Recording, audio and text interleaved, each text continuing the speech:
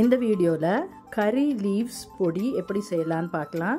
நம்ம வீட்டில் நிறைய கருவேப்பிலை மீதி இருந்ததுன்னா இந்த மாதிரி ரெசிபி செஞ்சு பாருங்கள். ரொம்ப நியூட்ரிஷியஸான ஒரு பொடி, டேஸ்டியும் கூட. ஒரு கடாயில் 2 டேபிள் ஸ்பூன் நல்லெண்ணெய் சேர்த்துக்கோங்க. அது கொஞ்சம் சூடான பிறகு கருவேப்பிலையை நான் நல்லா கழுவி ஒரு 2 மணி நேரம் வெயிலில் காய வச்சுருக்கேன். அதை இப்போ இந்த எண்ணெயில் சேர்த்துக்க போகிறேன். லோ ஃப்ளேமில் நம்ம ஸ்லோவாக இதை ஜஸ்ட்டு சாட்டை பண்ணிக்கிட்டே இருக்கணும். அந்த ஆயில் எல்லா கருவேப்பிலையிலுமே போய் அப்படியே கோட் ஆகணும். கருவேப்பிலை வறுபடக்கூடாது, ஜஸ்ட் அது சூடாகி அந்த ஆயில் ஃபுல்லாக கோட் ஆகிற அளவுக்கு நம்ம இதை வதக்கி எடுக்கணும். தீஞ்சிடக்கூடாது, அப்புறம் பொடியோட டேஸ்ட்டே மாறி போயிடும். இந்த கருவேப்பிலை பொடி ரொம்ப ஹெல்த்தி, ஏன்னா அதில் நிறைய அயன் சத்து இருக்குது. கருவேப்பிலை சாப்பிட்டோன்னா நம்மளோட முடி நல்லா வளரும், ஸ்கின் நல்லா இருக்கும். இன்னும் நிறைய ஹெல்த் பெனிஃபிட்ஸ் இந்த கருவேப்பிலை பொடியிலேருந்து நம்மளுக்கு கிடைக்கும். ஏன்னா அதர் இன்க்ரீடியன்ட்ஸ் நம்ம சேர்க்க போகிறதும் உடலுக்கு ரொம்ப நல்லது. ஆனால் என்ன ஒன்று, எல்லா இன்க்ரீடியன்ஸையும் நம்ம வறுத்து எடுக்கும்போது ரொம்ப பொறுமையாக லோ ஃப்ளேமில் வச்சு வறுத்து எடுக்கணும். ஓவர் குக் பண்ணிடக்கூடாது. இப்போ பாருங்கள், ஓரளவுக்கு இந்த கருவேப்பிலை வதங்கி எல்லா இலை மேலேயும் அந்த ஆயில் நல்லா ஸ்ப்ரெட் ஆகிருக்கு. இப்போ நாம் இதை தனியாக தட்டில் போட்டு வச்சிடலாம். இப்போ அதே கடாயில் 2 டேபிள் ஸ்பூன் நல்லெண்ணெய் திருப்பி சேர்த்துருக்கேன். இப்போ 20 பல் பூண்டு க்ளீன் பண்ணி தோல் நீக்கி சேர்த்துருக்கேன். பூண்டு சில பேருக்கு பிடிக்காது, அவங்க இந்த பூண்டை அவாய்ட் பண்ணிடுங்க. மித்தவங்க இதை நல்லா சேர்த்துட்டு இதையும் நம்ம லோ ஃப்ளேமில் ஸ்லோவாக அதை வறுத்து எடுக்கணும். ஆக்சுவலாக வேகமாக நம்ம ஹை ஃப்ளேமில் வறுத்தோன்னா கடகடன்னு அவுட்டர் லேயர் எல்லாமே அப்படியே செவந்துடும். அப்போ உள்ளே பச்சையாக இருக்கும். நம்மளோட அல்டிமேட்டமே என்னென்னா உள்ள வரைக்குமே அந்த பூண்டு வதங்கி வரணும். ஏன்னா நாம் அந்த கருவேப்பிலையோடு சேர்த்து இந்த பூண்டை நாம் பொடி பண்ண போகிறோம். அதனால் பூண்டு உள்ள வரைக்குமே நல்லா வதங்கி வெந்திருக்கணும். ஸோ இந்த ப்ராசஸ் ரொம்ப முக்கியமானது. ஸ்லோவாக லோ ஃப்ளேமில் அந்த பூண்டை வதக்கி எடுத்துக்கோங்க. பூண்டு உடலுக்கு ரொம்ப நல்லது. நம்மளோட கேஸ்ட்ரிக் ப்ராப்ளம்க்கெல்லாம் அது சால்வேஷன் கொடுக்கும். கருவேப்பிலையும் நல்லது. அதனால் இப்போ 2வது இன்க்ரீடியண்ட் ஹெல்த்துக்கு நல்லதான இந்த பூண்டையும் நாம் இப்போ வதக்கி அதோடு சேர்த்துக்க போகிறோம். பட் பூண்டில் நிறைய ஆயில் நிற்கும். ஸோ அதனால் நம்ம ஒரு வடிகட்டியில் கொஞ்ச நேரம் அந்த வதங்கின பூண்டை போட்டு வைப்போம். ஆயில் கொஞ்சம் ரிமூவ் ஆன பிறகு அதை கருவேப்பிலையில் சேர்த்துக்கலாம். இப்போ லேசாக செவந்து வருது பாருங்கள். அந்த பூண்டு நல்லா ஈவனாக ஆல் சைட்ஸும் நல்ல கலரேஷனோடு வரணும். அப்போ நாம் அதை எடுத்து தனியாக கொஞ்சம் எண்ணெய் வடியறதுக்கு வச்சிடலாம். பூண்டு யூஸ் பண்ணாதவங்க பெருங்காயம் நிறையா சேர்த்துக்கோங்க. நான் இப்போ இந்த ரெசிப்பியில் பெருங்காயமும் சேர்க்க போகிறேன். ஸோ அதனால் பூண்டு வேண்டான்றவங்க இதை ஸ்கிப் பண்ணிடலாம்.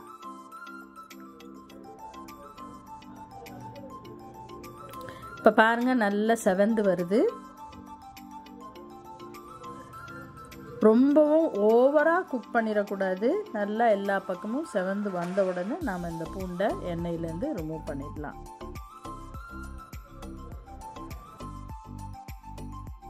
இந்த பொடி ரொம்ப டேஸ்டியாக இருக்கும். நாம் இதில் சேர்க்குற எல்லா இன்க்ரீடியன்ஸும் ப்ரோட்டீன், அயர்ன் கண்டென்ட், அப்புறம் நம்மளோட அந்த கேஸ்ட்ரிக் ப்ராப்ளம்க்கு சரிப்படுத்துறதுக்காக இந்த பூண்டு எல்லாமே நம்ம சேர்த்துருக்கிறதுனால ரொம்ப டேஸ்டியாக இருக்கும். ஹெல்த்துக்கும் ரொம்ப நல்லது.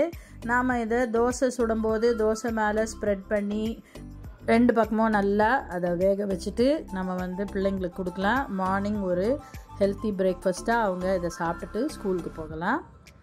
அதே மாதிரி மத்தியான நேரத்தில் கருவேப்பிலை பொடியை கொஞ்சம் நெய் விட்டு சூடு சாதத்தில் பெரட்டி சாப்பிடலாம். ரொம்ப எம்மியாக இருக்கும். இட்லிக்கு தொட்டு சாப்பிடலாம். இந்த பொடி ரொம்ப ட்ரையாக இருக்காது. ஏன்னா நம்ம நல்லெண்ணெயில் எல்லாத்தையுமே வதக்கி போடுறோம். அதனால் இந்த பொடியில் அந்த நல்லெண்ணெய் இருக்கிறதுனால நாம் எண்ணெய் சேர்த்து தான் பொடியை சாப்பிடணுன்னு அவசியம் இல்லை. இட்லிக்கு தோசைக்கு அப்படியே நம்ம தொட்டு சாப்பிடலாம், ரொம்ப நல்லா இருக்கும். இப்போ பூண்டு நல்லா வதங்கிருச்சு. ஸோ இதை நம்ம தனியாக ஒரு வடிகட்டியில் வச்சுக்கலாம். மித்ததெல்லாம் வறுத்து எடுக்கிற வரைக்கும் அந்த எண்ணெய் கொஞ்சம் அதுலேருந்து தனியாக வந்துடட்டும். இப்போ இதே கடாயில் அந்த எண்ணெயில் 2 டேபிள் ஸ்பூன் உளுத்தம்பருப்பு, 2 டேபிள் ஸ்பூன் கடலைப்பருப்பு, இதையும் நல்லா நம்ம வறுத்து எடுத்துக்கலாம். தீயக்கூடாது, நல்லா பொன்னிறமாக ரெண்டும் வறுத்து வரணும்.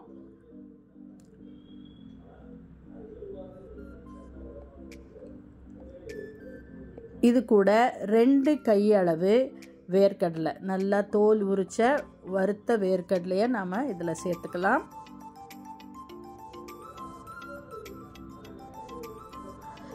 அதையும் நாம் நல்லா பொன்னிறமாக வறுத்து எடுத்துக்கலாம்.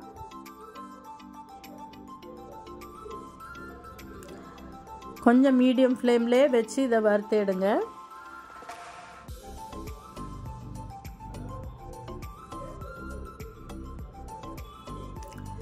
ஓவர் குக் ஆயிடுச்சுன்னா அந்த பொடியோட டேஸ்ட்டே மாறிடும். அதனால தான் ரொம்ப கேர்ஃபுல்லாக நாம் இதை வறுத்து எடுக்கணும்.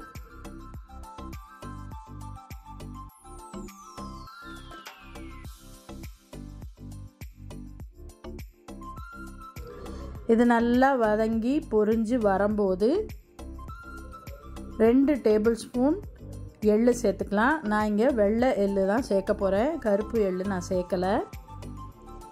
ஏன்னா அது கலரையே மாற்றிடும், அதனால் வெள்ளை எள்ளு சேர்த்துக்கலாம்.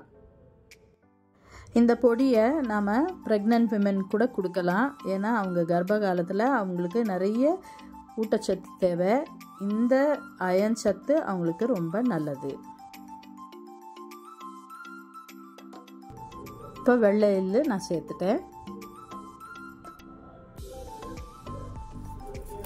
இப்போ நான் எடுத்திருக்க கருவேப்பிலையோட அளவு 2 கப் அளவு இருக்கும். அதுக்காக கொடுக்குற அளவு தான் இது எல்லாமே. நீங்கள் எவ்வளோ கருவேப்பிலை எடுத்துக்கிறீங்களோ அதுக்கு தகுந்த மாதிரி அளவுங்களை நீங்கள் அட்ஜஸ்ட் பண்ணி போட்டுக்கோங்க. தாய்ப்பால் கொடுக்கும் தாய்மார்களுக்கும் இந்த பொடி ரொம்ப நல்லது. ஏன்னா பூண்டு இருக்கிறதுனால பால் நல்லா சுரக்கும். இந்த எல்லா இன்க்ரீடியன்ஸும் நல்ல பொன்னிறமாக வறுத்து வரணும்.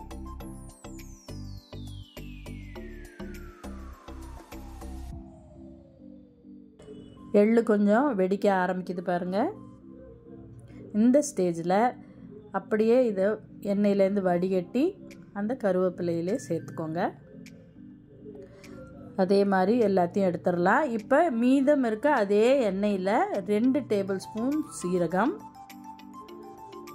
8 வரமிளகா, நீட்ட வரமிளகா நான் சேர்த்துருக்கேன். உங்களுக்கு காரத்துக்கு தகுந்த மாதிரி நீங்கள் இதை சேர்த்துக்கலாம்.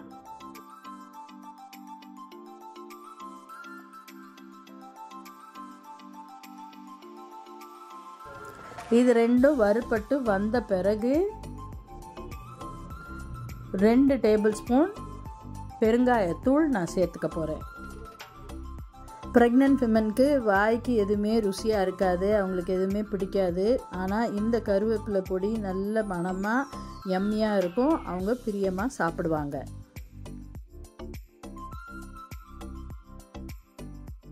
எல்லா இன்க்ரீடியன்ஸுமே நான் லோ ஃப்ளேமில் தான் வறுத்து எடுத்துகிட்ருக்கேன்.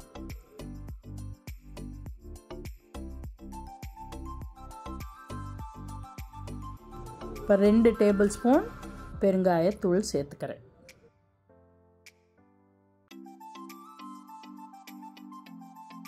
இந்த பெருங்காயத்தூள் சேர்த்த உடனே சட்டுன்னு அது ரொம்ப செவந்துரும். அதனால் கொஞ்சம் அப்படி சாட்டே பண்ணிவிட்டு அதையும் நாம் அந்த கருவேப்பிலையோடு சேர்த்துடலாம்.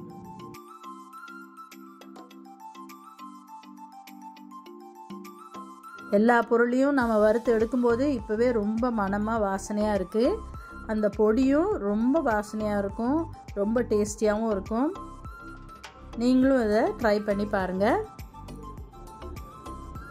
ஆக்சுவலாக சம்டைம்ஸ் நம்ம வீட்டில் ரொம்ப அவசரமாக வேலைங்க இருக்கும், குழம்பு செய்ய முடியல அப்படிலான்னா இந்த கருவேப்பிலை பொடியை சாதத்தில் போட்டு கொஞ்சம் நெய் விட்டு பிரட்டி சாப்பிட்றலாம். இப்போ ஏற்கனவே எடுத்து வச்சுருக்க பூண்டை சேர்த்துக்கலாம். தேவையான அளவு உப்பு சேர்த்துக்கலாம். எல்லாத்தையுமே நல்லா கலந்து விட்டு கொஞ்சம் ஆற விட்டுறலாம். மிக்ஸி ஜார்லேயே கொஞ்சம் கொஞ்சமாக போட்டு அரைச்சி நம்ம எல்லா பொடியையும் நல்லா கலந்து எடுத்து வச்சிடலாம். ரொம்ப ஹெல்த்தியான பொடி இது. சுவையான கருவேப்பிலை பொடி ரெடி. லைக் பண்ணுங்கள், ஷேர் பண்ணுங்கள், சப்ஸ்கிரைப் பண்ணுங்கள். தேங்க்யூ ஃபார் வாட்சிங்.